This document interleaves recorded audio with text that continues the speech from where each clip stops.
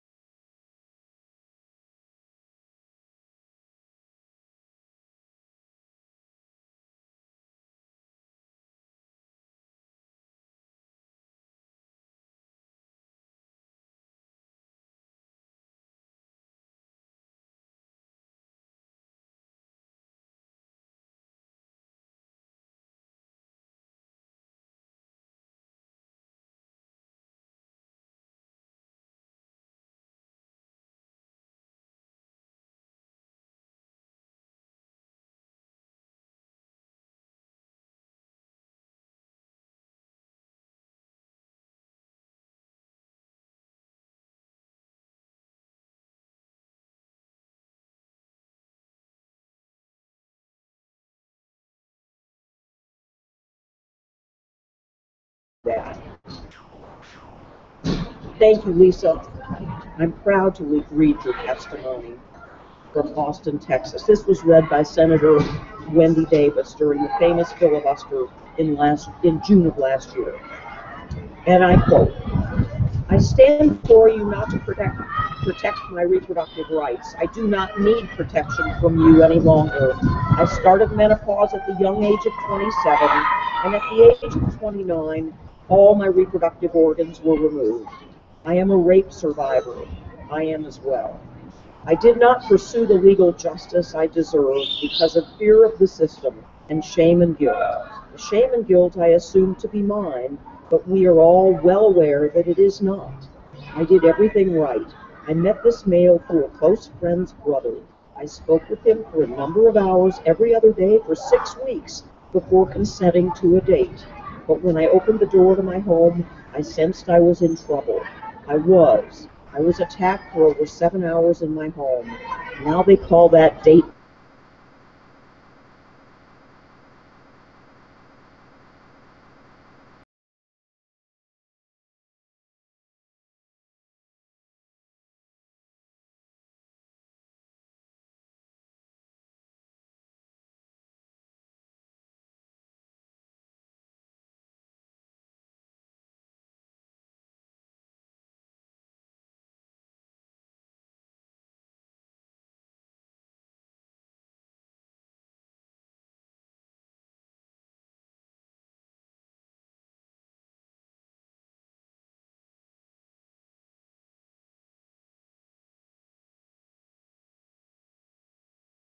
of women's health issues through the passage of these legislative bills.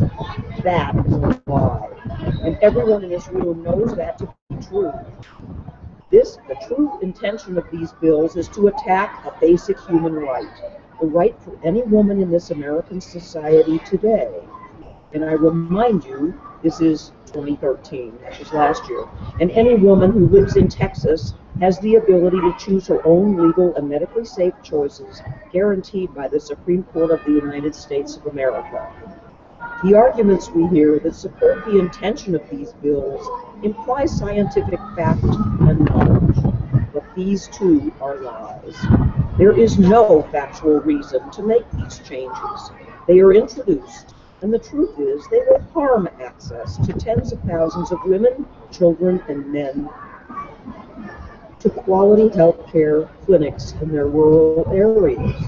These bills are here to target the indigent and women of color and their families. And let's be very clear about this fact. You see a room of people, very few faces of color here to represent themselves. They cannot afford to be here. That is why I am here.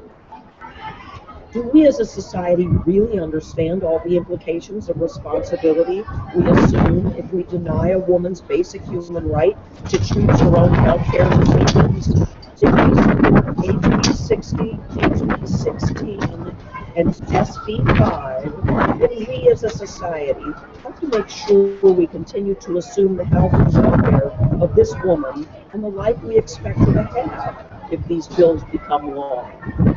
Today, our society does not impose or focus any reasonable responsibility on these fathers who leave unwed and single mothers. We do not require their involvement or responsibility. The legislature seems to want it both ways, not allowing the woman's right, her human right, to choose what happens to their bodies.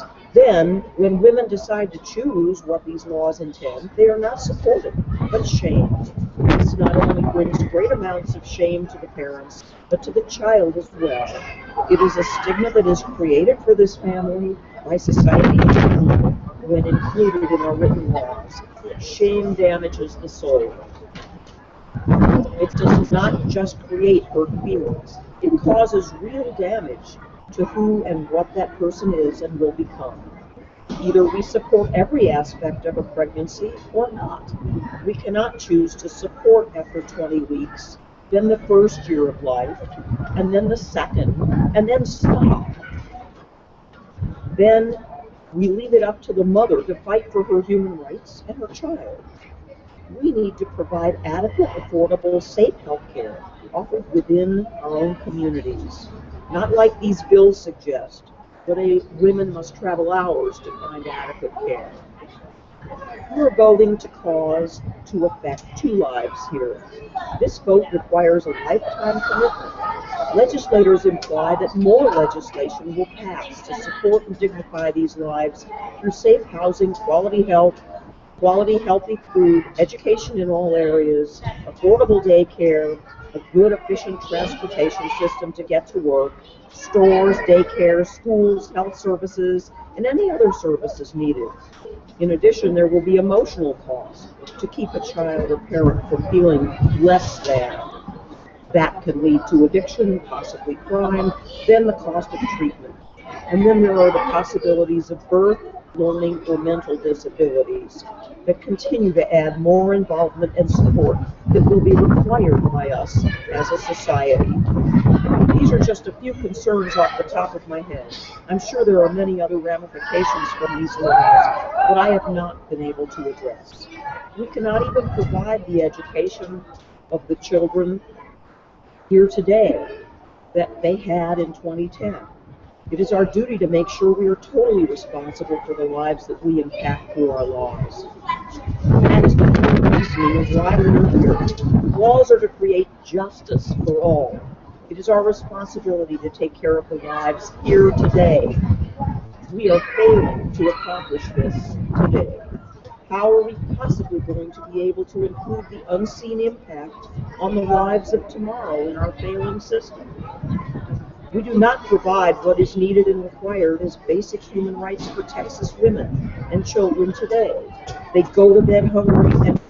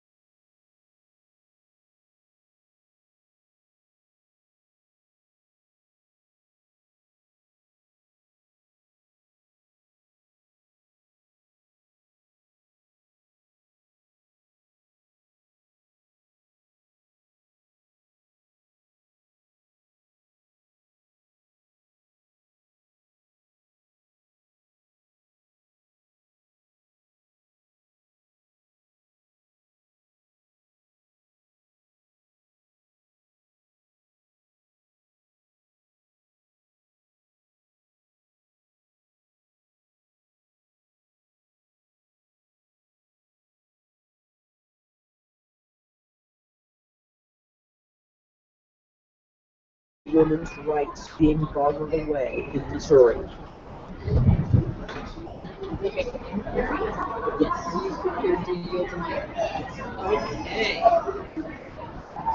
Hello, I'm Marianne Tipton, and in addition to being here as a proud representative of women's voices raised for social justice, I'm here representing myself and I'm honoring two other women. I am one of four children raised in Missouri's Blue Heel, a bit south of Jefferson City. Our mother was married when she was only 16 years old. Her first child, my older brother, was born in Cape Girardeau when she was a mere 17 years old. 3 short years later, her second child was born in Sykeston. That was my sister. When my sister was only 4 months old, our mother became pregnant again. She was 21 years old when I was born in Cape Girardeau. In the first 4 years of her marriage, our young mother had 3 babies. At one time, there were 2 of us in diapers and a toddler to care for.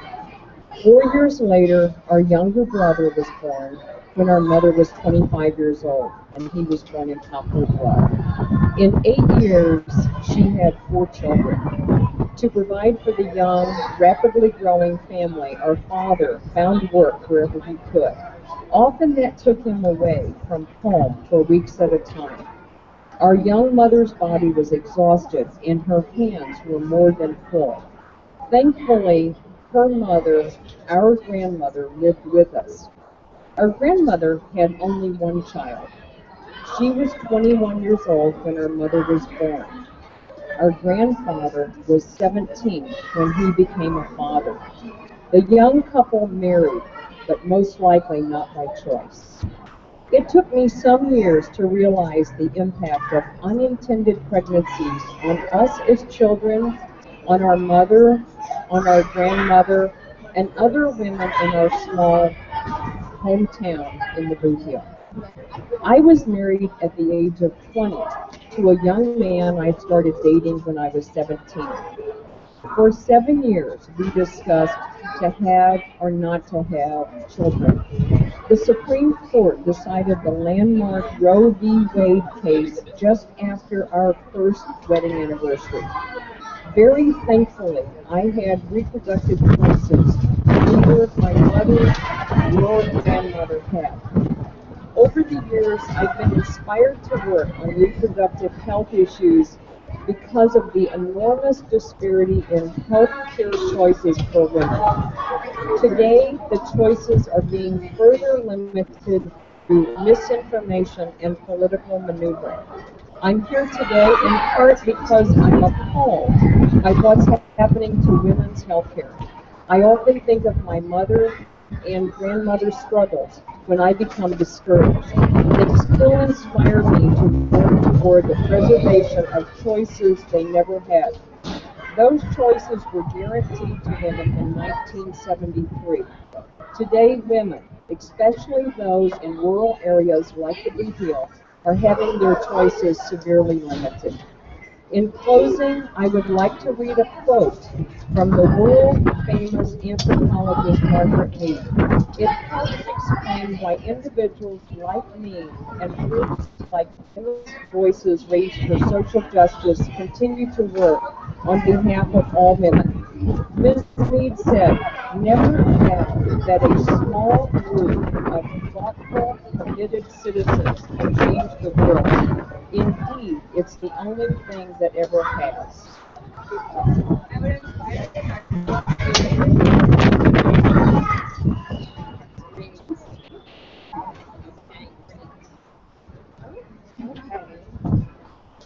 Hi, my name is Laura Burbank, and I'm from St. Louis, Missouri. I am going to read from How the Pro-Choice Movement Saved America, Freedom, Politics, and the War on Sex. So, the beginning, Chapter 1. January 2004, a woman is released from the emergency room. She has just been raped.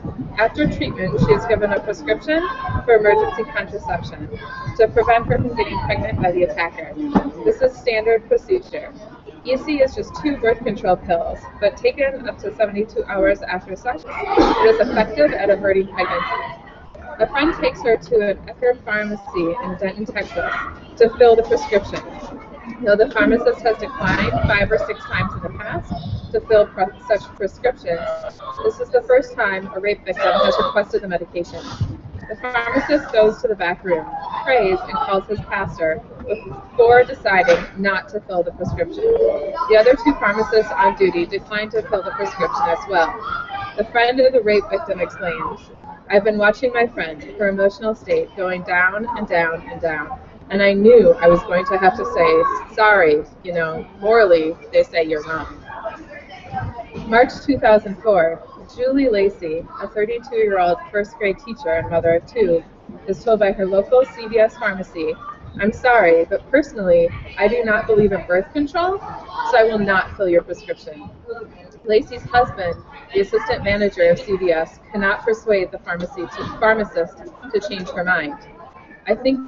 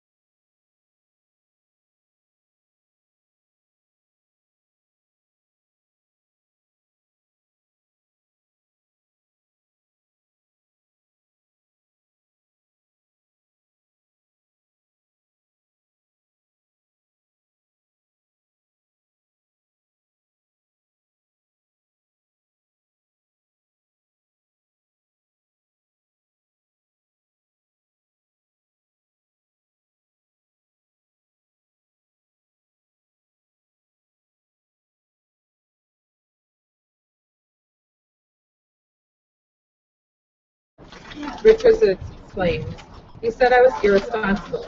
Well, I think it's irresponsible to have kids you can't take care of and raise." Most of us have long accepted the terms of one of the central debates of American culture, the debate over abortion. The first thing that we accept is what it's about, what's supposed to be abortion. On one side, a movement that cleverly calls itself pro-life, suggesting that its opponents must be, needless to say, pro-death, says it opposes the right to abortion. On the other side, a movement that less cleverly calls itself pro-choice supports the right to abortion. But when you take a closer look, these simple views of what the two sides stand for hardly begin to describe what lately is, and really always has been, the heart of this growing American conflict. These movements encompass far more. Abortion isn't the keystone issue anymore. It's birth control and, more to the point, American sex lives. Abortion has been the attention-getting focus, the easy divider, a convenient way to rally troops. But the pro-choice and pro-life movements are essentially about competing ways of life. Indeed, to be pro-life today means to be inside a movement that finds fault with every kind of birth control, from the pill, which revolutionized women's and men's lives, to the condom, which in our area is the last stand against the most virulent sexually transmitted diseases. To be pro-life means to favor abstinence until marriage, in part because they believe that sex is supposed to be for one purpose only, to procreate. Those vigilante acts of obstruction by pharmacists, which grow in frequency each year, appear on the surface independent from one another. As such, they seem a little kooky, a little outrageous. Who is this wayward pharmacist, defying doctors' orders? Who, because of his own dubious religious notions, takes a patient's medical destiny in his own hands? But these are not random acts. Behind each are the force and rhetoric of the pro-life movement, taken directly from their newsletters and downloaded off their websites. And there's more than just rhetoric involved. Every time these acts have been challenged, who knows how many times they have been, the pro-life movement has responded with legislation to protect, lawyers to defend, and spokespeople to spin for the pharmacists who have denied women the chance to prevent pregnancy. Why, one might ask, would the pro-life movement invest itself in such extreme acts, not against abortion, but against birth control?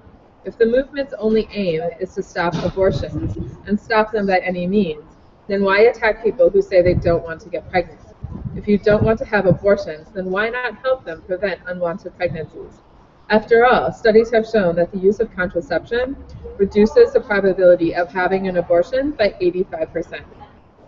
Why would those so adamantly against abortion seem to hamper practical, simple, and safe attempts to actually prevent abortions?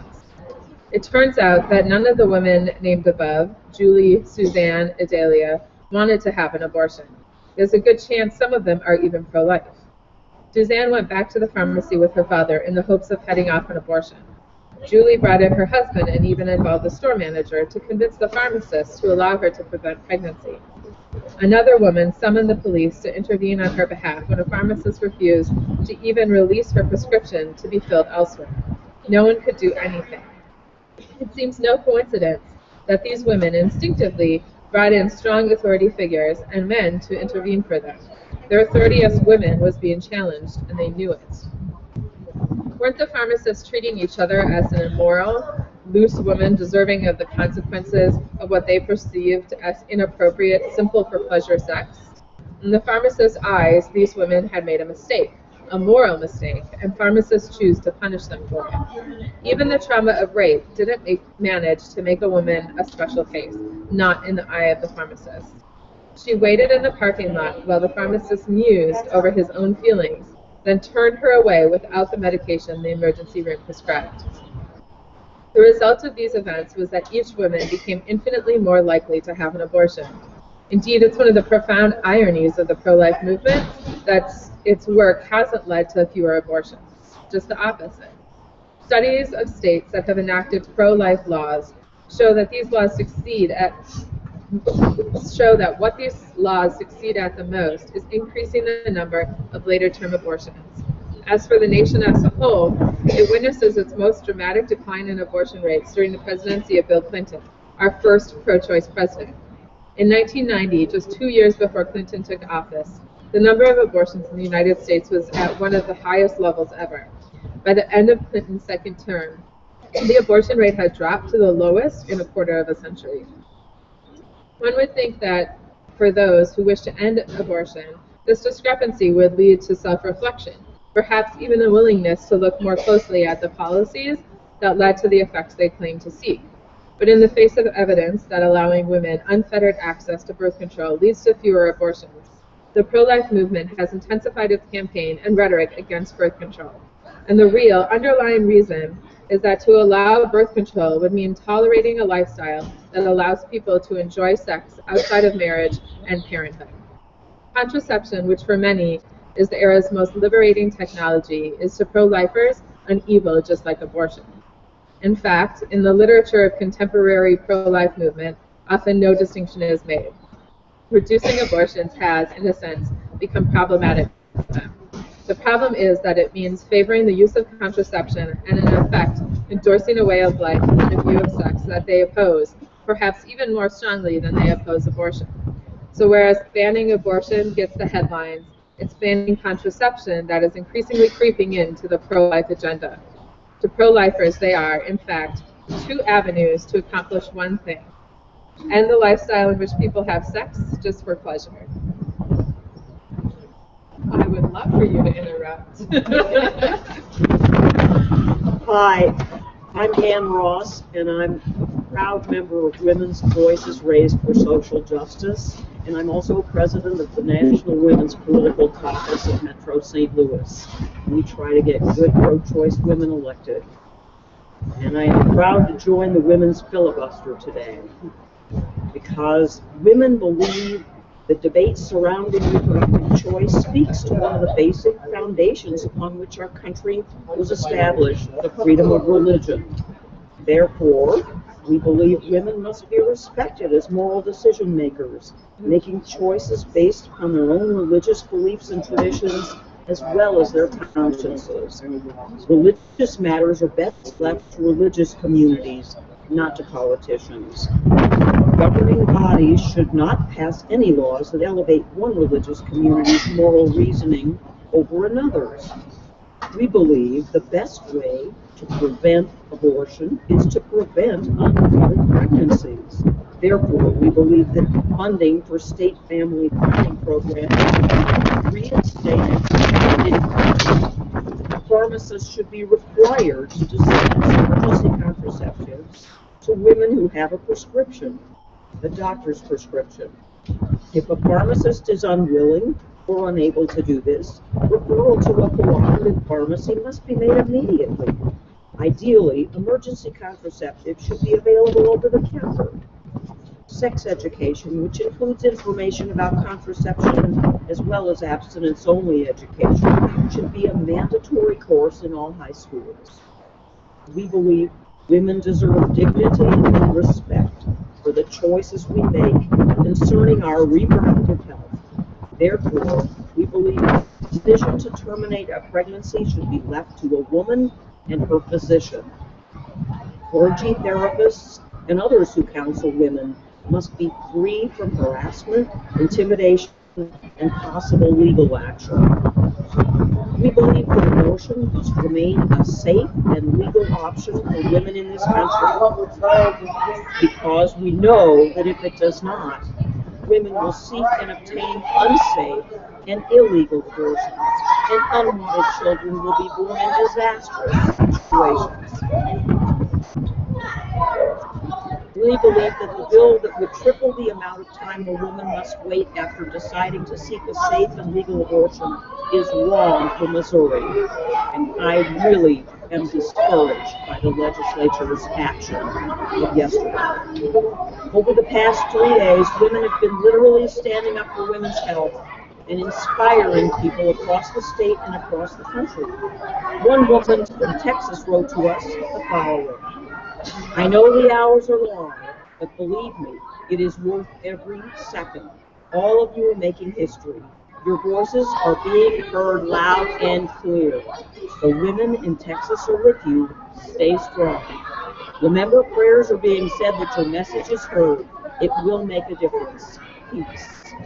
Lisa LeBlanc from Texas.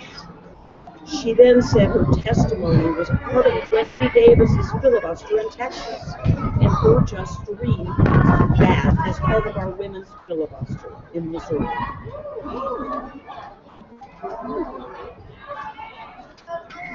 Well, thank you, Lisa. And I'm going to read your testimony. Get these pages turned. This is testimony from Lisa LeBlanc in Austin, Texas. This was read by Senator Wendy Davis during the famous filibuster of June last year. I stand before you not to protect, this is a quote, this is all a quote. I stand before you not to protect my reproductive rights. I do not need protection from you any longer. I started menopause at the young age of 27, and at the age of 29, all my reproductive organs were removed. I am a rape survivor. I am a rape survivor as well. Yes, this is more of Lisa's. I did not pursue the legal justice I deserved because of fear of the system and of shame and guilt. The shame and guilt I assumed to be mine, but we are all aware, well aware, it is not. I did everything right. I met this male through a close friend's brother. I spoke with him for a number of hours every other day for 6 weeks before consenting to a date. But when I opened the door to my home, I sensed I was in trouble. I was attacked for over 7 hours in my home. Now they call it date rape. I was paralyzed by fear for 3 years. I was tortured nightly when the phone rang between the hours of 2 and 3 a.m., the same time the rapist left my house. He phoned nightly for 2 years after the rape. It was just a little daily reminder of what he did and could still do to me. I did turn off the phones closest to my bedroom, but I had roommates and they did not know because of shame, and I didn't tell anyone for years. They were not aware of why their phones rang nightly, only ringing long enough to remind me that he was aware. I stand here before you because you legislators claim to be protecting the safety of women's health issues through passage of these bills. That is a lie, and everyone in this room knows that to be true. The true intention of these bills is to attack a basic human right, the right for any woman in this American society today. And I remind you, this is 2013, last year. And any woman who lives in Texas has the ability to choose her own legal and medically safe choices, guaranteed by the Supreme Court of the United States of America. And in Missouri, we have that same right. The arguments we hear, this is more of a quote from Lisa, the arguments we hear that support the intention of these bills imply scientific fact and knowledge, but these too are lies. There is no factual reason to make these changes in the laws. They are introduced, and the truth is they will harm access to tens of thousands of women, children, and men to quality health care clinics in their rural areas. These bills rarely are here to target these bills really are here to target the indigent and women of color and their families. And let's be very clear about this fact. You see a room of people with very few faces of color here to represent. They cannot afford to be here. That is why I am here. This is Lisa's point. Do we as a society really understand all the implications of responsibility we assume if we deny a woman's basic human right to choose her own health care decisions? If we support House Bill 60, House Bill 16, Senate Bill 5, then we as a society have to make sure we continue to assume the health and welfare of this woman and the life we expect her to have if these bills become law. Today, our society does not impose or focus any reasonable responsibility on these fathers who leave unwed and single mothers. We do not require their involvement or responsibility. The legislature seems to want it both ways, not allowing the woman's right, her human right, to choose what happens to her body. Then, when women decide to choose what these laws intend, they are not supported, but shamed. This not only brings great amounts of shame to the parents, but to the child as well. It is a stigma that is created for this family by society in general when included in our written laws. Shame damages the soul. It does not just create hurt feelings, it causes real damage to who and what that person is and will become. Either we support every aspect of a pregnancy or not. We cannot choose to support after 20 weeks, then the first year of life, and then the second year of life, and then stop supporting the women and families. Then we leave it up to the mother to fight for her human rights and her child. We need to provide adequate, affordable, safe health care offered within each community, not like these bills suggest, where women must travel hours to find adequate care. You are voting to cause, to affect 2 lives here. This vote requires a lifetime commitment. Legislators imply that more legislation will pass to support and dignify these lives through safe housing, quality health, quality healthy food, education in all areas, affordable daycare, a good, efficient transportation system to get to work, stores, daycare, schools, health services, and any other services needed. In addition, there will be the emotional cost to keep a child or parent from feeling less than, that can lead to addiction, possibly crime, and then the cost of treatment. And then there are the possibilities of birth, learning, or mental disabilities that continue to add more involvement and support that will be required by us as a society. These are just a few concerns off the top of my head. I'm sure there are many other ramifications from these laws that I've not been able to address. We cannot even provide the education of the children here today that they had in 2010. It is our duty to make sure we are totally responsible for the lives that we impact through our laws. Totally responsible. That is the whole reason of why we are here. Laws are to create justice for all. It is our responsibility to take care of the lives here today. We are failing to accomplish this today. How are we possibly going to be able to include the unseen impact on the lives of tomorrow in our failing system? We do not provide what is needed and required as basic human rights for Texas women and children today. They go to bed hungry and wake up hungry. They go to bed sick and wake up sick. Women cannot afford shoes, diapers, daycare expenses, and school supplies, much less a tank of gas. Women and children struggle for daily existence and are not able to come here today and tell what they know to be true. They need support that is not coming. I was taught that a civilization is measured by the way it treats the most vulnerable citizens, the elderly, the sick, the hungry, their children, and the poor. We as a society are failing to provide these measures of basic human needs.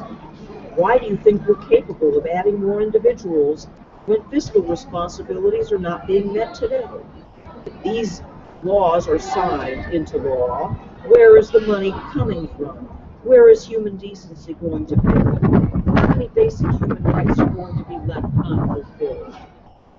This letter from a Texas woman rings true in Missouri, where our mostly male legislators continue to intrude into women's decisions and women's bedrooms. Republicans used to be the party of, quote, keep government out of our personal lives, end quote, but not Missouri Republicans. They want to micromanage Missouri women's decisions. We're smarter and stronger than that, and I stand here today to object to women's rights being bartered away.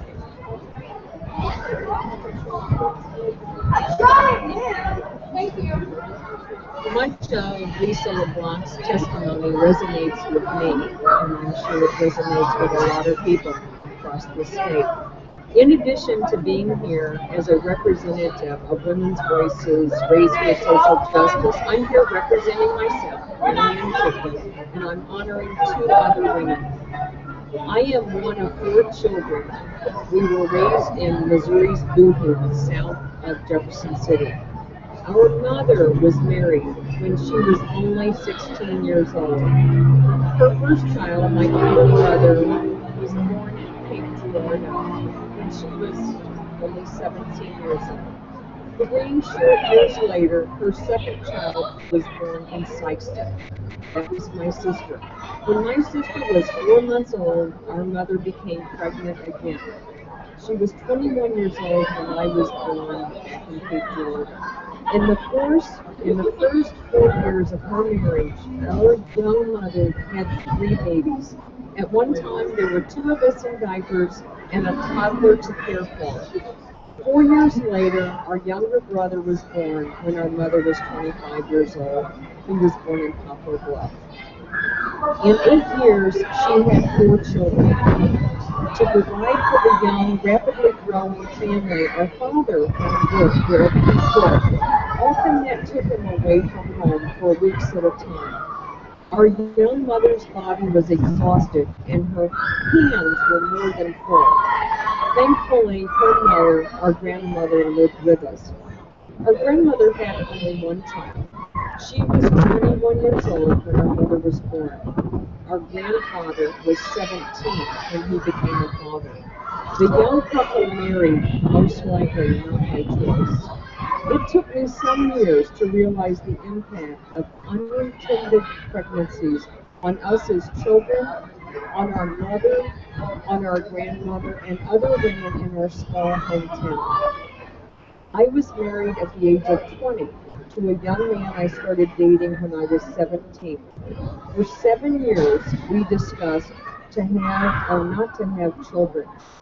The Supreme Court decided the landmark Roe v. Wade case just after our first wedding anniversary. Very thankfully, I have reproductive choices neither my mother nor grandmother had. Over the years, I've been inspired to work on reproductive health issues because of the enormous disparity in healthcare choices women have. Today, the choices are being further limited through misinformation and political maneuvering. I'm here today in part because I'm appalled by what's happening to women's health care.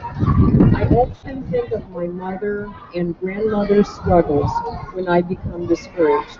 They still inspire me to work toward the preservation of choices they never had. Those choices were guaranteed to women in 1973.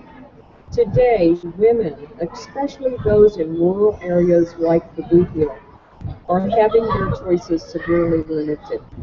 In closing, I would like to read a quote from the world-famous anthropologist Margaret Mead. It helps explain why individuals like me and groups like Women Voices Raised for Social Justice continue to work on behalf of all women. Ms. Mead said, "Never doubt that a small group of thoughtful, committed citizens can change the world. Indeed, it's the only thing that ever has." Tell Missouri and inspire you. Yes.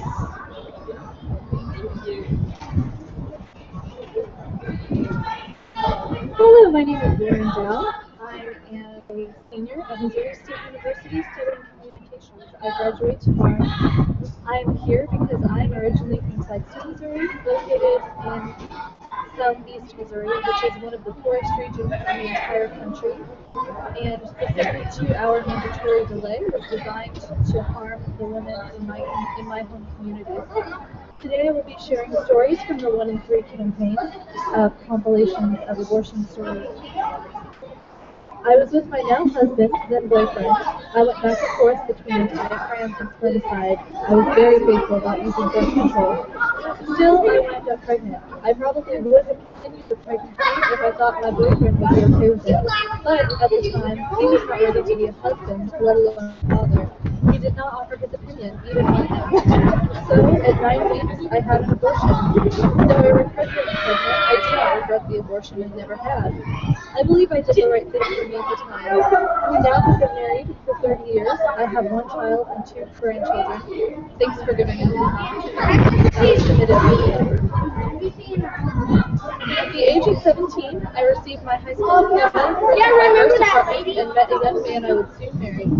One thing I knew for sure was that I did not want to become a single mother, so when I started to sex, marriage followed closely behind.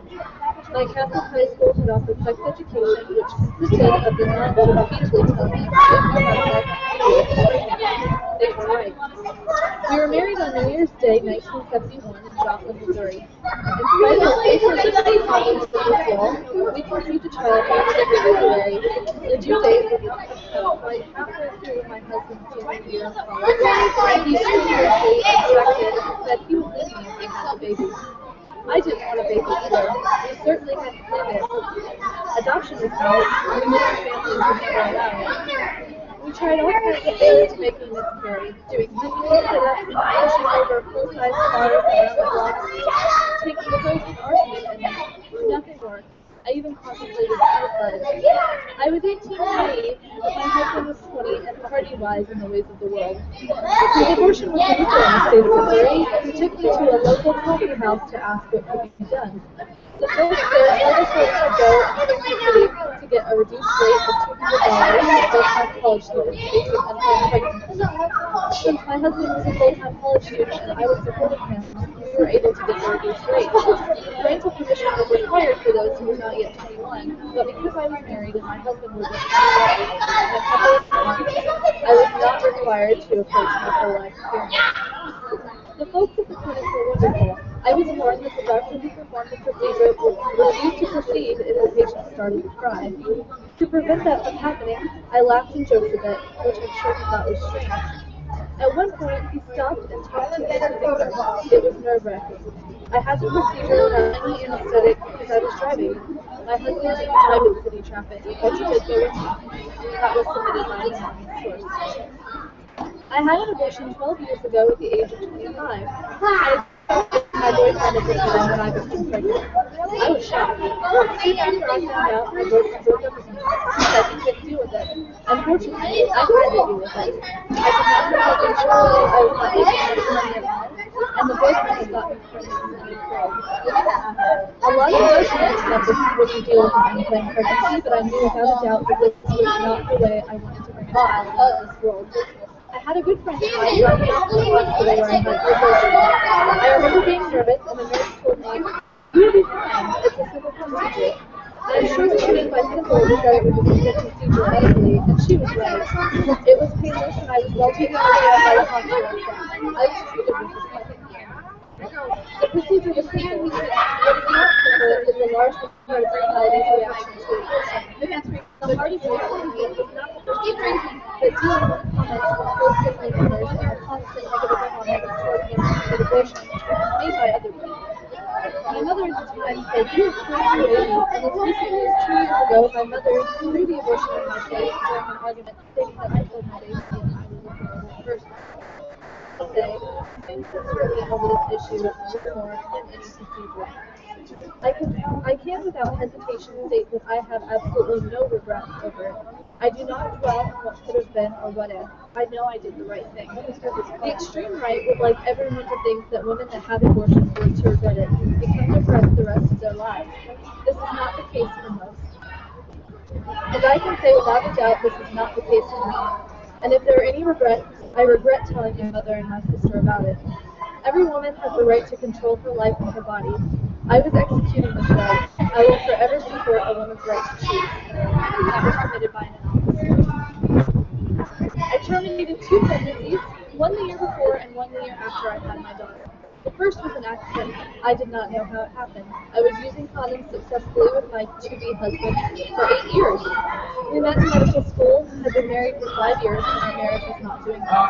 The second was an accident with a boyfriend 1 year after I left my first husband. He mostly used his oil and had been successful for 1 year. We did not smoke marijuana, but I had one old marijuana cigarette at a weekend house, and he thought he could control himself, and he couldn't. I had no second thoughts or regrets. Neither was traumatic. The first was 1971 when pregnancy termination was illegal in New York State. Both were done in hospitals by doctors with brief general anesthesia, which was completely successful. No pain. I have no shame to tell anyone I terminated 2 pregnancies. The climate has changed. The conditions have changed. It's very sad. This was submitted by Leslie. My name is Stephanie. I am 51 years old, a minister, married with 3 stepchildren, and have had 2 abortions, one at the age of 18 and the other at the age of 21. Both pregnancies were the result of rape. In both instances, I was in such denial about what had happened and about the potential for pregnancy that I did not seek medical attention or counsel until it was almost too late to make a decision about what was going to be happening to my body and my life. I chose abortion over suicide, twice. These were the most difficult decisions I've ever made. I commemorate them each year with great sadness, but also with tremendous gratitude for having had the freedom to make those decisions for myself and for having had access to impartial / non-moralistic / safe medical attention. I don't want anyone to have to go through what I did, but I want all women to have the freedom to make their own choices about anything that affects their body. This was submitted by Stephanie. I'm Catholic and I've had an abortion. I was 15 when I had to make the choice. At 15, I was not ready to become a young teen mom. At 15, I could not afford to take care of myself. How could I have cared for a child? Now at 30, I'm a mother of a daughter and I want to protect her right to choose. I believe in not judging others and I know God loves me. If it weren't for my choice, I would not be where I am today. That was submitted by Elaine. I remember every detail of the day I found out I was pregnant. My boyfriend and I were already assuming I was and went to the nearest pregnancy center to get a free test and some information. When I saw the 2 lines, one line meaning not pregnant, my heart dropped to the floor. I remember not hearing a word the woman across from my boyfriend and I said, "How will I move to the city with a baby? How could I go through college?" Until she asked if I knew what my options were, I sat there for a moment and said, "I need to terminate this pregnancy." We made the mistake of going to a pro-life organization, and of course we were bombarded with the myths of being scarred for life and that it would wreck my emotional stability. I left there feeling like a criminal, like I was killing someone with my own hands, and that feeling stayed all week that I waited for my abortion. I had the vacuum abortion at a women's institute in Minnesota. There were protesters, but they had a security team keeping them at bay, so that took a little stress off my shoulders. I had to have an ultrasound done, and it looked like a single Cheerio in a bowl. It didn't look remotely like a baby, and if I had control over it, it never would, and I did. Everyone working was so polite and always made sure at every corner that you were sure you wanted to go through with it and empowered you. I was under 18 and had to get a judicial bypass, which was quick and easy, and right after is when I had the procedure. It was so quick, and the only painful part was the prick I felt of Novocaine being injected. It took less than 15 minutes. That same day, I also had an IUD put in, which I love because I don't have to take any pills or worry about it for 5 years. Right afterwards, I was on a high of relief and happiness. I had my future back, and I had my life back. I had every stress and worry off my shoulders. But my rush of relief was replaced with guilt the following week. For a couple months, I beat myself up constantly. I just felt awful, but after the hormones went away, I just had a sense of loss for a while, and now I hardly ever think about it. Every now and then I wonder what my life would have been like if I would have kept it. Sometimes I wish I had, but most of the time I'm thankful for the fact that I have a future now. I've applied at colleges and taken tours without a baby in my arms. I finished high school, city, and following music. I found new freedom through the choice that I made. It's a second chance at growing up at my own pace, and it was submitted by Lindsay. My story can be quite typical. I was 18 and a half and just discovered the world of sexuality. I had been in a long-term relationship with who I thought was the love of my life. 3 weeks after not hitting my monthly cycle, I took a test and found out that our birth control failed and I was expecting. At such an important age, I was confused, all while being afraid. I didn't know my partner at the time, who said I had the option to choose, ended up leaving me all alone. Clearly, how could I rely on someone who was already running away? After all that, how could I face my family and tell them that I would be bringing a child alone into this world? I can't imagine having brought someone into the world to struggle and add to the stereotypes of being Latina. When birth control fails, we should have the option to choose because everyone needs them to be cautious. People who haven't ever been forced to make this decision don't know how deep it hurts, and it will probably be the hardest one you ever make. It's a decision that carries many doubts and guilt, but one that can change you and the life of someone else forever. This was submitted by an anonymous source. I used my birth control incorrectly because I wasn't taught how it worked, and I was too self-conscious to ask the pharmacist. I took the wrong dates at the wrong time and ended up pregnant. My boyfriend of 5 years was extremely supportive, and we already knew I would go through with the procedure. Neither of us wants children, which we discussed multiple times throughout our relationship. When I got pregnant, I knew it was my fault for messing up my birth control, and that I should have been more careful, but I felt confident knowing that my partner and I were completely on the same page and that he was there for me. An abortion is expensive. If you don't want kids, use your contraception with knowledge and care. But if you do get pregnant, know that there are a lot of people who support whatever kind of steps you decide to take, especially if you truly believe it's what's right for you. That was also submitted by an I was a sophomore in college. I had just turned 20. I was not on the drugs, but I was always careful to use condoms. One night, I was with my boyfriend and the program came on. I didn't know until it was too late. 3 weeks later, I started to cramp up, but I never got my period. I took a pregnancy test and came out positive. I got in a cab and went straight to the Planned Parenthood. They told me I was pregnant and laid out my options for me.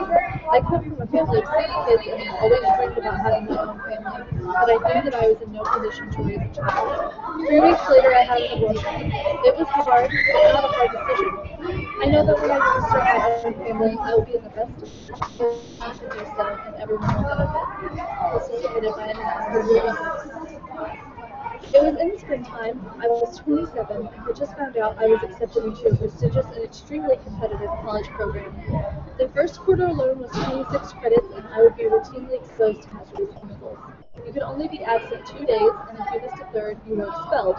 With my severe 24-hour nausea and sickeningly heightened smell sensitivity, there was no way I would be able to pass the first quarter alone. If you failed a quarter, that was the end of it. You were out of the program for good. And never mind the insanity of raising an infant through the next 2 years of cramming, all-nighters, exams, and boards. My husband and I had been together for 5 years at that point, and he told me he would support whatever decision I made. He wanted kids, but knew that this was bad timing, and because there would be never be another opportunity to get into this program. I love him so much. Because it was early enough in the pregnancy, I chose RU-486. I received the medication and took it in the privacy of our house. I was free to change my mind at any point, but once a decision had been made, I never hesitated. That whole night was a blur of delirium, with cramping, clots, and chunks of tissue passing. I remember trying to look once to see if I could see the embryo. My husband hovered, trying to help or do or say anything that would make it easier. The next afternoon, however, I was recovering and feeling 100% better. Being pregnant was the worst feeling, emotionally and physically, that I'd ever experienced, so having an abortion was a tremendous relief. I passed my program with honors and now work in the healthcare field, making about $6,000 a month. My husband and I still intend to have children. In fact, we are planning to try next year, and we have been discussing names already. We will be able to give our child the best health care, the best education and extracurricular opportunities, and to mature, secure, communicative, devoted, and loving parents. I have never regretted getting an abortion. Unfortunately, because of prejudices, my career success could be jeopardized if it was widely known that I had one. Occasionally, when discussing pregnancy with people, and morning sickness in particular, I can tell them that I had a miscarriage, because that's how I look at it. It was a self-induced miscarriage. That was submitted by an anonymous source.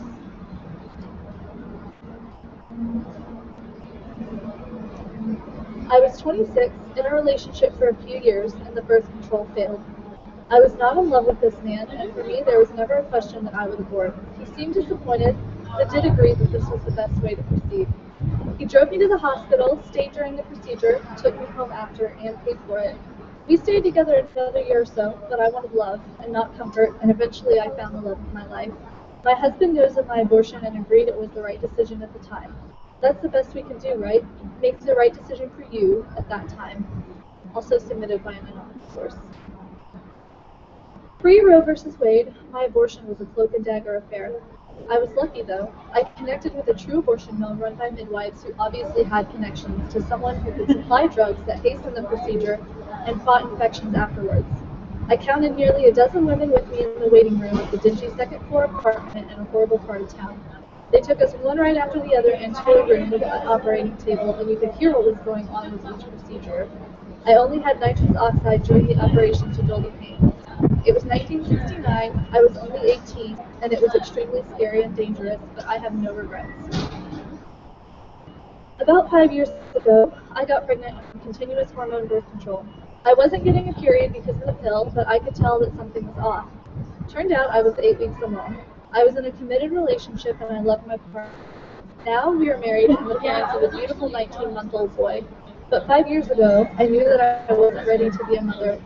I believed then, and still do, that bringing a child into the world is a tremendous, unspeakably important act that requires incredible will and love and intention. I didn't feel ready to commit myself fully to that act 5 years ago, and I was afraid that doing so without full commitment or will would damage my relationship with both my partner and the child that we would bring into the world. So I opted to end the pregnancy. It was a strange experience, and while I don't think back on it with fondness, I do not regret my choice. As a mom now, I know how hard and brilliant and intense motherhood is, and I am proud to have exercised my right to choose twice. Once it ended the pregnancy, once it brought a beautiful boy into the world. No regrets, and I will fight for my right and the rights of women everywhere to choose again. This is submitted by Sarah. I was 18 and it was fall of 2008 during my first semester of college when I found out that I was pregnant. My boyfriend and I had been seeing each other for about a year. I was using an oral contraceptive, but I'm convinced that over the summer when I switched from one type to another was when the baby was conceived. All throughout high school, I had no particular view of abortion. I thought that unless a woman's life was in danger or from continuing her pregnancy, or she became pregnant by a rape, that she should take responsibility for her actions and have a baby. If you don't want a baby, you take the necessary steps not to become pregnant, right? How very humbled I was. Because of my righteous views I had, at first, I decided I would terminate the pregnancy. Then the depression set in. How could I have been so stupid? What would become of my life and my dreams? I felt like I had nowhere to turn. I just knew that if I told my parents, they would be angry and disappointed with me. My life felt ruined. I was very conflicted. I didn't want to have a child, but I had to take responsibility for my actions. It was through the love and support of two people, my older sister and my boyfriend, that allowed me to realize that by having an abortion, I would indeed be taking responsibility for my actions and in the proper way. Having a child was an enormous, life-changing commitment. I was in no way ready for it. Reaching out to my sister, I found out for the first time that both she and my mother had had abortions. I was also very fortunate that my boyfriend was as kind and supportive of both the decision to keep and then terminate the pregnancy. I wish I would not have had to have an abortion, but I am thankful that I was able to. The decisions to either have or not have a baby are both difficult ones, and neither should be taken lightly. Women need support from their friends, sisters, mothers, aunts, and fellow women about whether it is right for them. I wish I had not felt so alone, and I wish there wasn't such a stigma about talking about it or about having an abortion, and perhaps I could have had more support during my difficult decision. This is submitted by an anonymous source. I was a mother of two at the time. I was in my 30s and living in Canada. It was not an easy decision, but I knew in my bones that this was not the right time or place to have another child. My marriage was starting to crumble, and I felt that ending the pregnancy was a loving choice. I had an abortion for the sake of my husband, my two children, and myself. We were overwhelmed then by the challenges and circumstances, and I knew what I could handle and what I could not. I chose to concentrate my energies on what was in front of me in that moment. We all have limitations, and I had reached my limit, and I owe the world nothing in terms of my fertility. I'm a human being, and it is my basic right to control, plan, and choose the size of my family. I wish this right for all people. I had an abortion when I was 19 years old.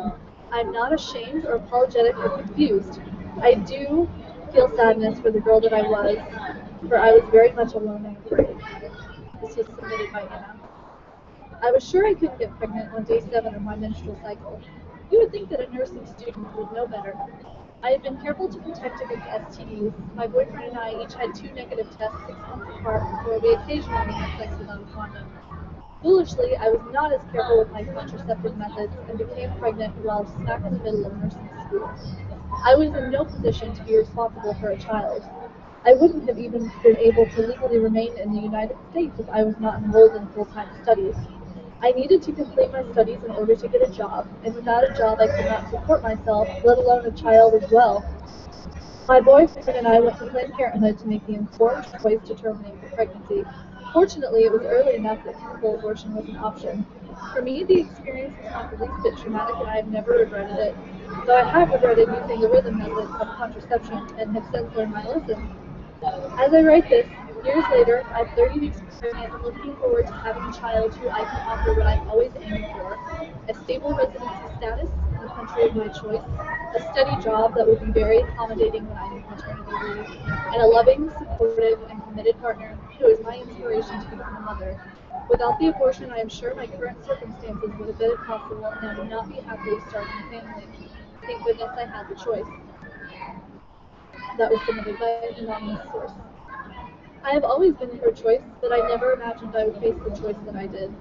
The pregnancy that I terminated was very much wanted and planned, but at 16 weeks, ultrasound showed that there was not enough amniotic fluid.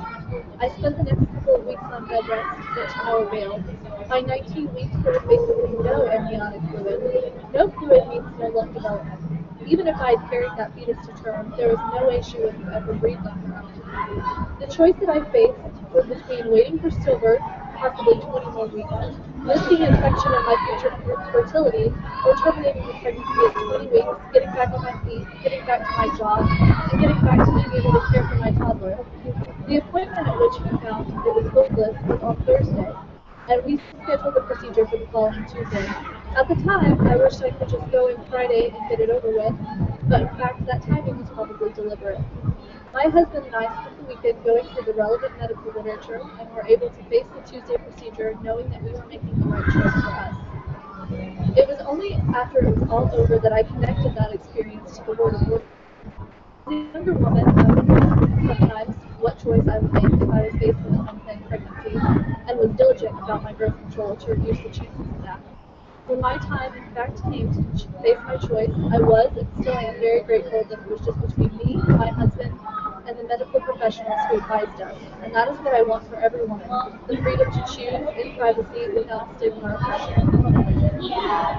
When I became pregnant as a college junior in 1967, the closest legal abortion on demand was in Japan. A student nurse gave me a catheter, some antibiotics, and a sympathetic doctor I gave me.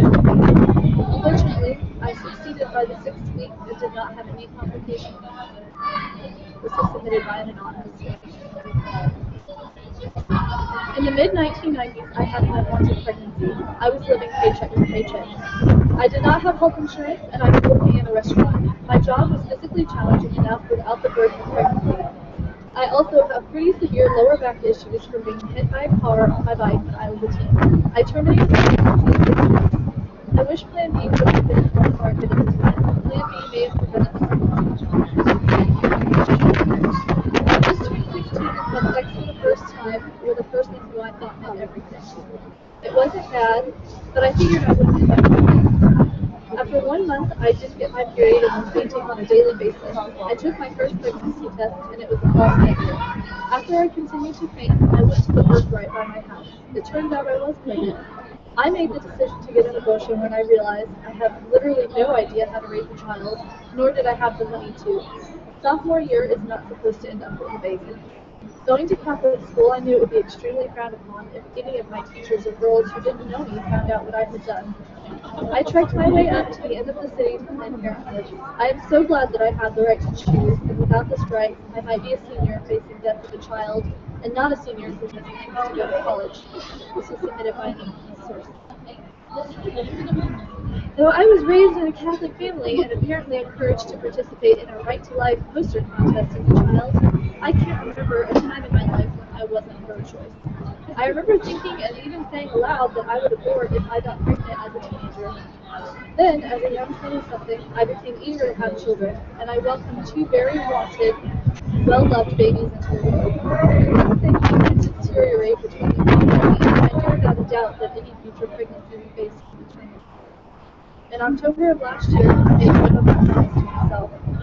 In September, I began experiencing pregnancy symptoms. My period was late, I was bloated, my small frame has always started to look pregnant within weeks of conceiving, and this time was no different. Still, all the people in my personal life made me hesitant to confirm the pregnancy. I put it off until October when I realized how silly it was to continue being nauseous, tired, and fat when I had no desire to have another child. Within an hour of testing, I had an appointment at a clinic that had been recommended to me by a friend. I didn't have any thoughts about the ethics of my decision, but I was nervous just the same. I have anxiety about medical issues, and knowing that they were going to take my blood and examine my body made me fearful. I was relieved when I saw the blood draw was just a fingerprint for typing purposes, and I felt better when the ultrasound was done. It was confirmed I was 9 weeks and several days pregnant. Because I had refused anything more than the local anesthetic used to numb the cervix for dilation, it wasn't long before I was called in for the actual procedure. The doctor's assistants were kind and reassuring when I commented that it seemed that most of the women there were having twilight fever. I wondered momentarily if I'd made a big mistake by choosing to be awake at work. I hadn't. The doctor came in, amiable and obviously adept at his job. He talked to me as he performed the abortion, letting me know when it might hurt anymore and when that pain would subside. The entire thing was incredibly mild. A twinge here, a tut there, a few pokes and some cramping that lasted a couple of minutes. I was so relieved to be present in that moment rather than floating in a murky, drunken pause. It couldn't have been more than 5 minutes before one of the assistants told me to sit up so I could get dressed. She walked me out to the recovery area, and I felt euphoric. I was so relieved to be done with all the medical details, and even happier because I was no longer pregnant. Pleasantly surprised when I wasn't feeling any physical pain. I felt momentarily guilty when one of the other patients in recovery asked me if I ever stopped smiling, but I quickly reminded myself that it was senseless guilt. After all, smiling is a natural reaction to happiness, and I was happy sitting there. When they released me to go home 15 minutes later, I was flattered to death. I know how far out of our society's collective comfort zone it is to hear a woman say that she feels happy about her abortion, but I do. I feel so far beyond the simply described. I'm actually grateful for the experience itself and for the fact that, by sharing my story with others, I can become an ambassador for reproductive freedom. That's right, I speak openly about my abortion. It's the easiest way to reassure women who are contemplating termination that neither the procedure itself nor the emotional aftermath will necessarily be dramatic. It's also the easiest way to personalize the need for reproductive rights among friends and family members. And perhaps the most important reason to become a mother is that by being open about my experience with my children, it will avail them the knowledge that abortion is not shameful or uncommon. It isn't something other women do. It's a real, valid choice that women they know and love have made without remorse. My terminated pregnancy was not a regrettable event requiring any apology from me. The only college needed must come from those who are working diligently to prevent women like myself from accessing vital services to control their own reproductive destiny. I regret that by the time I got here in the position to face that choice, actions of fanatical, misogynistic conservatives may have eliminated the right to choose. This was submitted by gender. I was turning 2 years old, 2 weeks away from my junior year of college when I found out that I was pregnant. I just remember taking the test on a lark. It was an extra test. I had endometriosis and had 2 different periods a year. I had been told that my chances of getting pregnant were quite low, so I was even shocked when the test was positive. I felt like someone had just jabbed me in the stomach and I couldn't stand. I was terrified. I knew right away I couldn't keep it. I was in college, didn't have a job, and my boyfriend was 2 years older and I would be a single mother making minimum wage and would be able to give my child what it would need. I also knew that I couldn't put it up for adoption. The idea that my child would be in an abusive home or homeless on the streets would haunt me forever. My boyfriend didn't even know he was excited that I was having an abortion. I had to be given to me by my parents for my book semester for the abortion. So I had to go for a book quite creatively before it was Looking around the waiting room of Planned Parenthood in Tennessee, I saw women just like me, some of them who had brought their textbooks. They weren't able to perform the abortion the first time because I was taking pregnant though. It was just a precaution, but it let me know they really cared about my health. I felt safe for the first time. The only time I didn't feel alone in the experience was around the staff. They answered all my questions and made sure I was completely informed. I'm not sorry I had an abortion. It was the right decision for me and the fetus inside me. Whether or not to have an abortion is a very personal choice. I wouldn't wish any woman to find themselves in the same situation I was, but it does happen. It's important that all women are able to make their own health decisions. That was submitted by Rachel. I was 27 when I had an abortion. I was in a very controlling and abusive relationship with a man who was 2 years my senior. It was a very bad situation. When I took the pregnancy test and realized yes, I was pregnant, I told him about it. He was very angry and verbally abusive, and when he just started to calm down, he said, just what I need, another kid. Up until that point, I didn't know that he even had any other children. We had been dating for 1 year. He never saw any of his kids. In fact, he was living with me and my money. He was paying his rent, paying for his food, etc. He was working part-time, getting paid under the table. It was at that point I realized he was doing that to avoid paying child support to the kids he already had. That was not the kind of situation I thought I would ever be in. I thought everything over, discussed it with my mother, and decided I could not bring a life into a situation like that. Could I have taken care of the baby? Probably. But I also didn't want to have a child with somebody who never cared to know or cared about his own child, much less someone who is manipulative and controlling. I told him what I had decided, and he said he'd go with me. I went to the clinic after the 3-day waiting period, and on my way in and out was shouted at by protesters. I had made my decision and wasn't turning back no matter what they said. I recall being in the room. The nurse offered to hold my hand, but I refused. There was a poster of puppies on the ceiling. Then I lay in recovery for a bit, and I was on my way. We left, and I started to drive away, at which point he asked if I could drop him off at his friend's house so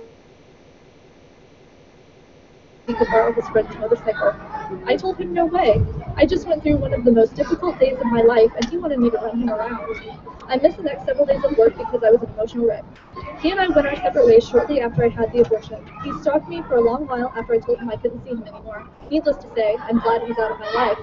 It took a long time for me to emotionally heal from that relationship and from the abortion. I've always hoped that someday I would have the opportunity to have children with someone who was really in love with me and was not abusive. I yield.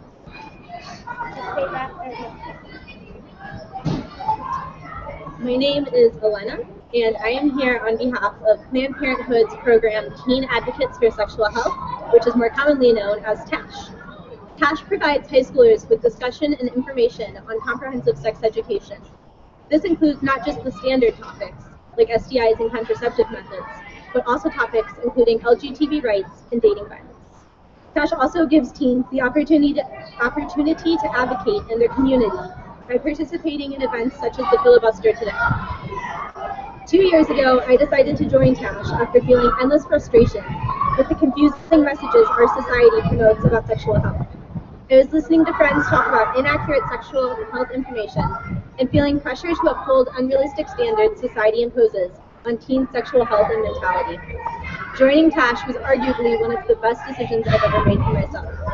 Not only have I been empowered by learning how to take care of my own sexuality, but I've also been able to advocate for my peers. I think it's ridiculous that the government is focusing so much energy on restricting women's reproductive rights, when we should be focusing on creating laws that would help ensure everyone has the ability to lead a healthy and safe lifestyle in whatever way they believe is best for them. At TASH, we are constantly advocating for comprehensive sex education in our school systems. Evaluations of comprehensive sex education programs show that these programs help youth delay onset of sexual activity, reduce the frequency of sexual activity, reduce number of sexual partners, and increase condom and contraceptive use. Importantly, the evidence shows youth who receive comprehensive sex education are not more likely to become sexually active, increase sexual activity, or experience negative sexual health outcomes. Effective programs exist for youth from a variety of racial, cultural, and socioeconomic backgrounds. Researchers studied the National Survey of Family Growth to determine the impact of sexuality education on youth sexual risk-taking for young people ages 15 through 19, and found that teens who received comprehensive sex education were 50% less likely to experience pregnancy than those who received abstinence-only education. Researcher Douglas Purdy from the National Campaign to End Teen and Unplanned Pregnancy examined studies of prevention programs which had a strong experimental design and use-appropriate analysis. 2/3 of the 48 comprehensive sex ed programs studied had positive effects. 40% delayed sexual initiation, reduced the number of sexual partners, or increased condom and contraceptive use. 30% reduced the frequency of sex, including a return to abstinence, and 60% reduced unprotected sex. Advocates for Youth undertook the exhaustive reviews of existing programs to compile a list of programs that have been proven effective by rigorous evaluation. 26 effective programs were identified, 23 of which included comprehensive sex education as at least one component of the program. The other programs were early childhood interventions. Of the 23 effective comprehensive sex education programs, 14 programs demonstrated a statistically significant delay in the timing of first sex. 13 programs showed statistically significant declines in teen pregnancy, HIV, or other STIs. 14 programs helped sexually active youth to increase their use of condoms. 9 programs demonstrated success at increasing use of contraceptives other than condoms. 13 programs showed reductions in the number of sex partners and/or increased monogamy among program participants, and 10 programs helped sexually active youth to reduce the incidence of unprotected sex. Where there's ample research to prove that comprehensive sex education programs give young people the tools they need to protect themselves from negative sexual health outcomes, there is little, if any, evidence to show that flawed abstinence-only programs are effective, even at achieving abstinence among teens. A congressionally mandated study of 4 popular abstinence-only programs by the Mathematica found that they were entirely ineffective. Students who participated in the programs were no more likely to abstain from sex than other students. Evaluations of publicly funded abstinence-only programs in at least 13 states have shown no positive changes in sexual behavior over time. In December 2004, the U.S. House of Representatives Committee on Government Reform, led by Representative Harry A. Waxman, released a report showing that 80% of the most popular federally funded abstinence-only education programs use curriculum that distort information about the effectiveness of contraceptives, misrepresent the risks of abortion, blur religion and science, treat stereotypes about girls and boys as scientific fact, and contain basic scientific errors. Among youth participating in virginity pledge programs, researchers found that among sexually experienced youth, 88% broke the pledge and had sex before marriage. Further, among all participants, once pledgers begin to have sex, they had more partners in a shorter period of time and were less likely to use contraceptive or condoms than their non-pledging peers. No abstinence-only program has yet been proven through rigorous evaluation to help youth delay sex for a significant period of time, help youth youth decrease their number of sex partners or reduce STI or pregnancy rates among teens. Public opinion polls consistently show that more than 80% of Americans support teaching comprehensive sex education in high schools and in middle or junior high schools. In one poll, 85% believe that teens should be taught about birth control and preventing pregnancy. In another, 7 in 10 opposed government funding for abstinence-only programs. Support for comprehensive sex education also cuts across party lines. In a poll of 1,000 self-identified Republicans and independents, 60% of Republicans and 81% of independents think that public schools should teach comprehensive sex education. The health and future of every adolescent is shadowed by risk of sexually transmitted infections, including HIV, as well as by risk of involvement in unintended pregnancy. The rate of STIs is high among young people in the United States. Young people ages 15 through 24 contract almost half of the nation's 19 million new STIs every year, and the CDC estimates that 1 in 4 young women ages 15 through 19 has an STI. Experts estimate that about 1 young person in the United States is infected with HIV every hour of every day. Nearly 15% of the 56,000 annual new cases of HIV infections in the United States occur in youth ages 13 through 24 as of 2006. African American and Hispanic youth are disproportionately affected by the HIV and AIDS pandemic.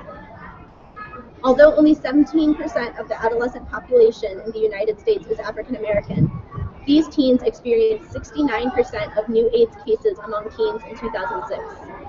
Latinos ages 20 through 24 experienced 23% of new AIDS cases in 2006, but represented only 18% of U.S. young adults. A November 2006 study of declining pregnancy rates among teens concluded that the reduction in teen pregnancy between 1995 and 2002 was primarily the result of increased use of contraceptives. However, new data from Centers for Disease Control and Prevention's National Center for Health Statistics show that teen birth rates are again on the rise.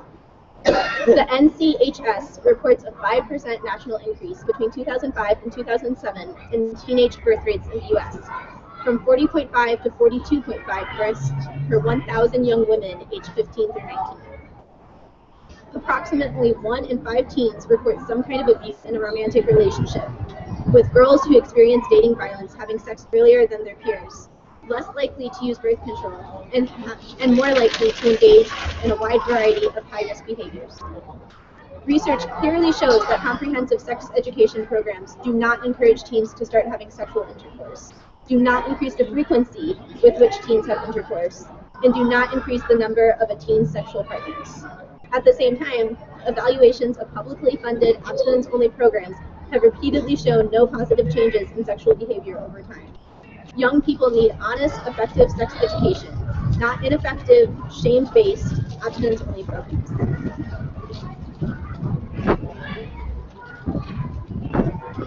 Hi, my name is Erin. I'm here from Kansas City, and I'm participating in the Women's Filibuster today because I believe that a woman has the right to make her own private medical decisions without the interference of politicians. And on that note, I'd like to call Governor Nixon to veto HB 1307, which would triple the mandatory waiting period for a woman to receive an abortion, which does nothing to protect women's health, but only pushes the abortion further into a woman's pregnancy. Furthermore, this dangerous bill also does not provide exceptions for victims of sexual assault, and we'd like Governor Nixon to veto. Hi, my name is Vivian Wheeler. I'm from Springfield, Missouri, and I'm a volunteer with Planned Parenthood. And I am here today to ask you what we are teaching our girls and women in Missouri. This legislative session has seen an unprecedented attack on reproductive rights. By introducing over 30 anti-choice bills, the legislature is trying to tell us we don't have sovereignty over our own bodies. They're trying to teach us that we are thoughtless, rash creatures who don't know how to make medical decisions with careful consideration, that we don't know what is best for our own bodies. Well, I am here to teach them a lesson. We know what a world looks like where safe abortion isn't available, and we, the women of Missouri, we will not go back.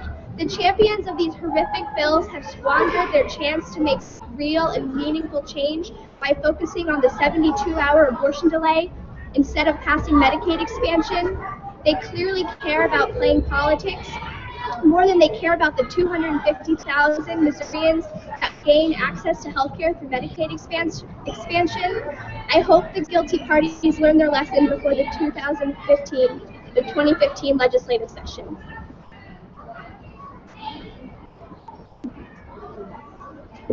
Good afternoon.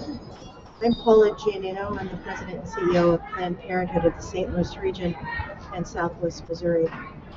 I'm extremely proud to be here today and represent our outstanding staff, our volunteers and interns, our board of directors.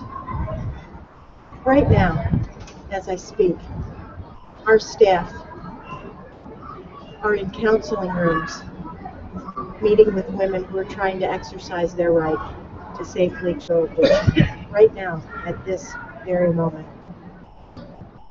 1 out of every 5 women who comes to us, to our surgery center in St. Louis, the only licensed surgery center to provide abortions in the entire state of Missouri.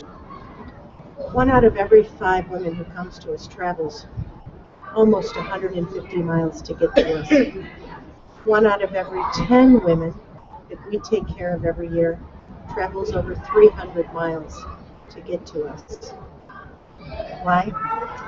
Because of the shortage of providers, and also because of the extraordinary skill of our physicians, their training in being able to provide all types of abortion care, including mid-trimester abortion services, where there's almost no physicians, very few physicians, within a 300 or more mile radius of us in a nonprofit setting.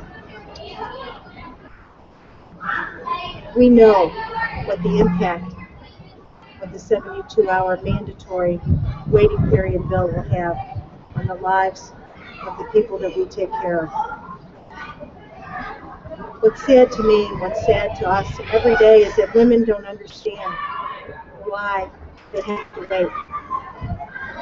They really are surprised when we tell them the hoops that they have to jump through in the state of Missouri. In my 24-and-a-half-year career at Planned Parenthood, I've come to think that maybe the last burden that we'll put on women is the one last gasp of breath before they can come safely into our facility and have the open arms of our staff greet them with warm smiles and a true sense that we care for you and we will take care of you because we're Planned Parenthood. Women don't understand the 24-hour waiting period that we've had to deal with for the past several years. We know the devastating impact that it's had on our patients, that it's had on couples, that it's had on families. Men don't understand the waiting period when they try to come and assist their partners or their daughters. And so now we're faced with the threat of a 72-hour mandatory delay that we know this week historically have passed both chambers. As I walked to the Capitol today, there is a statement over one of the walls that says, "Be just and fear not." And I really thought a lot about that. Be just and fear not. I don't think that's how we feel today. I don't think that's how women feel in Missouri. We're a state that's gone backwards fast. We were the first state in the country to completely dismantle, and defund its family planning program that was taking care of so many women who were falling through the safety net. Women who had no insurance, women who weren't eligible for Medicaid. These services were being provided by organizations like Planned Parenthood, and they literally were a lifeline for women who were trying to take control of their lives and their health and their futures. But our legislature completely defunded that program. Our legislature almost every year in my tenure has passed another difficult, devastating law that further restricts or tries to shame or tries to impose burdens upon women so that if we make it harder, we make it more expensive, and now we are pushing women further back into their pregnancies. By the way, a law that is against medical advice and a law that is completely against the sentiment of common sense citizens. So I'm here today to thank our extraordinary staff who do this work, our courageous physicians who take care of the women of this state and from every state who comes to us. We know the impact that this law will have, and because we know, and because it is our job to speak out on behalf of the women that we serve and for all women in this state and in this country, I pledge that we will do everything we can to try to ensure a successful veto of this bill, and if we are fortunate enough to be successful, I pledge that our organization will do everything it can over the summer to work with the governor to sustain that veto, because the lives and the futures and the health of women in this state and other states depends on this work. And I ask all of us to do the same. Make that pledge. To make a pledge today before you leave the steps of this magnificent Capitol that we all love. I ask you all to make a pledge that you will do everything you can over the summer to help us with that work, because we're going to need everyone's best effort. Finally, I'm so proud of the public policy staff from our organizations that have played such key roles in planning, coordinating, and implementing this terribly important 72-hour citizen filibuster. I couldn't be more proud to be with you here today, and I'm humbled by your commitment, your incredible hard work, the kind of compassion and passion that you bring to the work that you do each and every day. I am happy to yield. Thank you, Paula. Hi, my name is Mevi Mead, and I'm a member of Women's Voices Raised for Social Justice, and I work with Planned Parenthood. And we are bringing our historic, epic 72-hour women's filibuster to a close. And I just wanted to reflect a little bit on what's gone on over the past 72 hours and why we are here.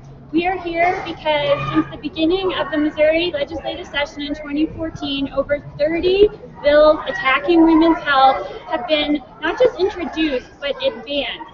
And they have been spending hour after hour attacking women's health while they've had no opportunity, or while they have ignored the opportunity to protect women's health by expanding Medicaid.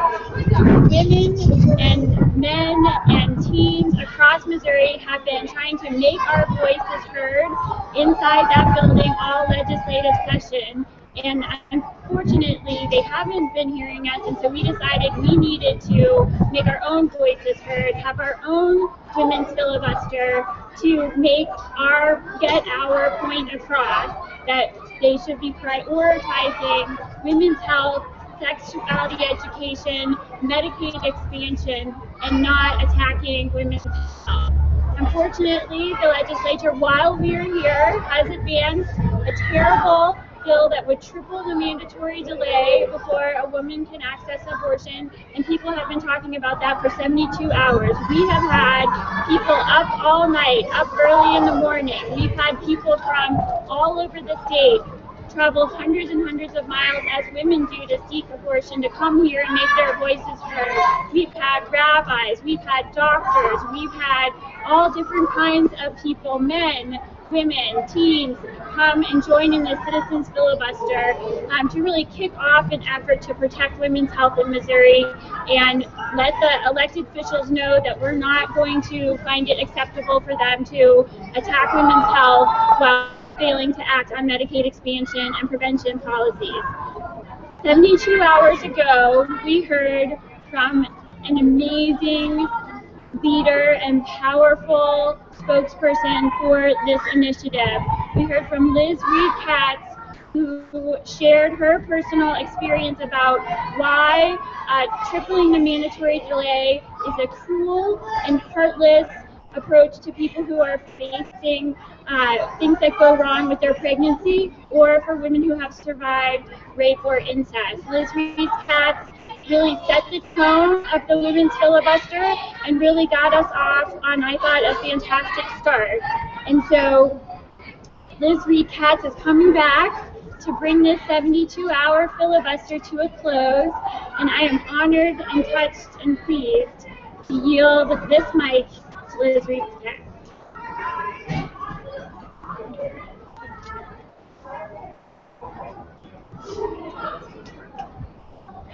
After an introduction like that, I'm a little nervous.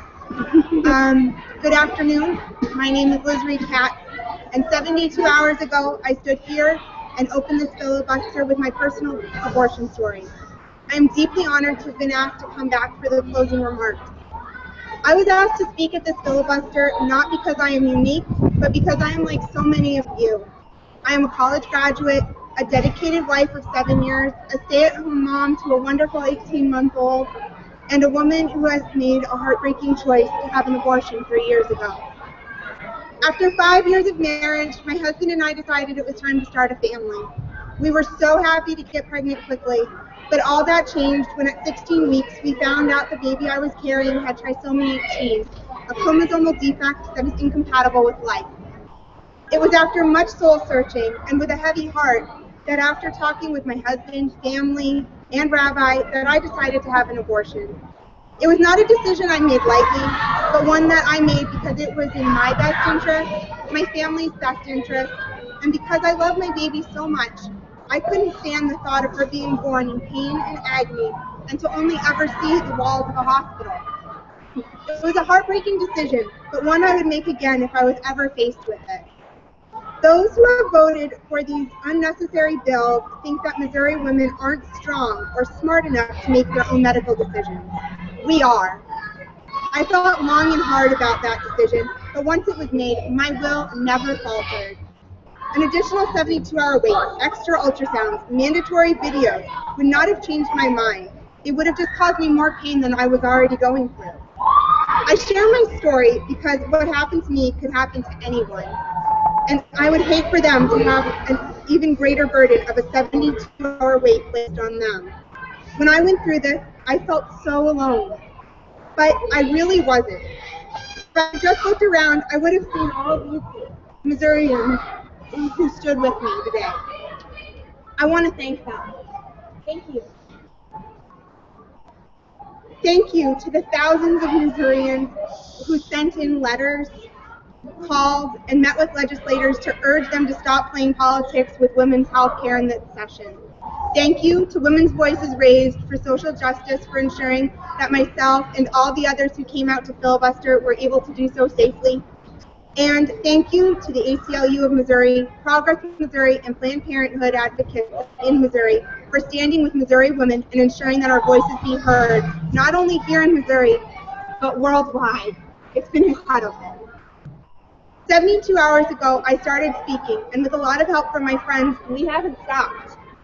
Consider this. What if 72 hours ago, when I started, a woman had walked into an abortion clinic? These past 72 hours would have felt even longer to her, would have been far more agonizing and emotionally and possibly physically painful. A woman chooses to have an abortion because it's her last option. It is the only answer to a problem she is facing. How will I care for this child? How will I feed this child? How can I bring a child who will only know pain and suffering into this world? All a 72-hour wait will do is cause more pain. It won't give her a solution. Governor Nixon, we need you now more than ever. Missouri women are watching, and we urge you to veto this dangerous bill. Thank you to everyone who has been watching this filibuster and to everyone who has shared it on social media. This might be the end of this women's filibuster in Missouri, but in no way is this the end of our fight. This is just the beginning.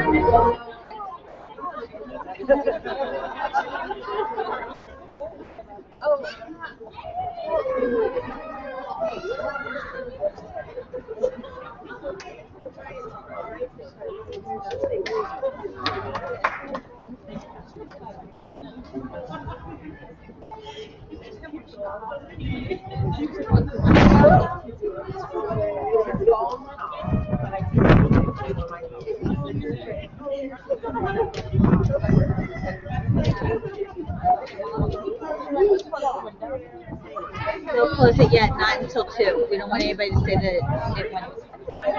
This is a hot night. Hi.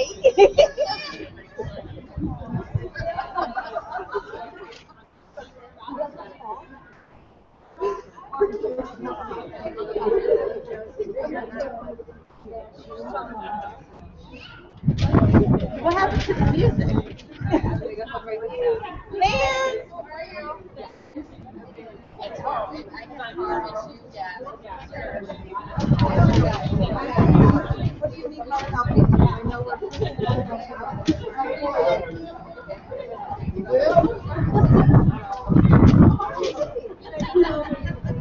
Okay, so this has to stay on till 2 so that we don't have anybody say we didn't get it. So just keep in mind this is a hot mic until 2. Okay.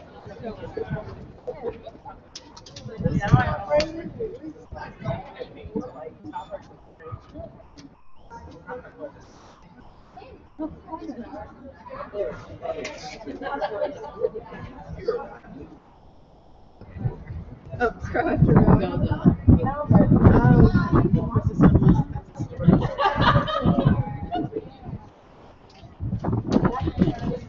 So, Mike.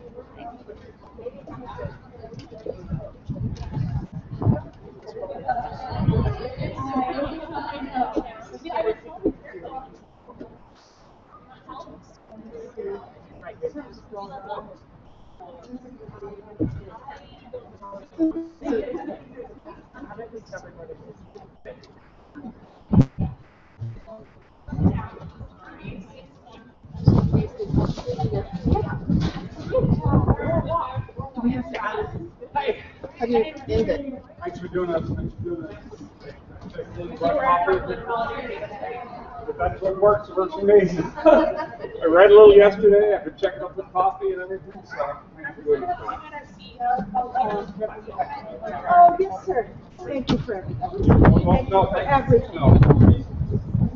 We don't do this kind of stuff.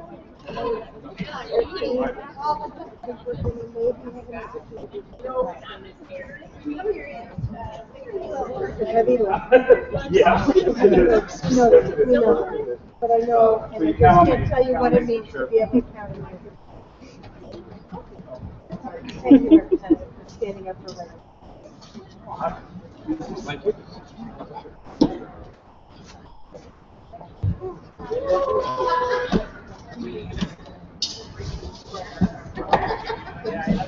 Is it just on, or what do you?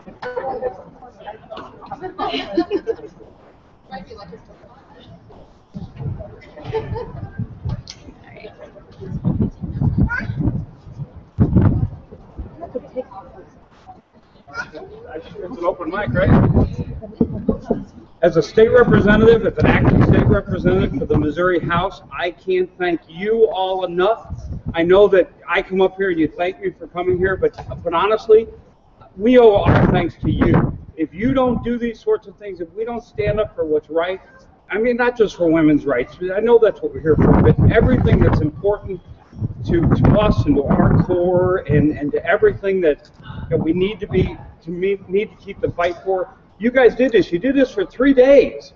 I came up and offered coffee and spoke for 10 minutes or something. Nothing compared to the dedication that you all are showing. And we have to do it now and tomorrow and probably forever.